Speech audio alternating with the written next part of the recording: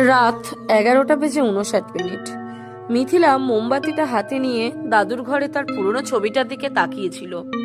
হঠাৎ করে তার যেন মনে হলো ছবির ভিতর থেকে চোখগুলো নড়ে উঠল। মিথিলা যখনই ভয়ে পিছোতে যাবে তখনই ভিতর থেকে ফিসফিস করে কেউ বলে উঠল, স্থির থাক, সময় হয়ে এসেছে। ঘড়িতে ঢং ঢং করে 12টা বাজলো।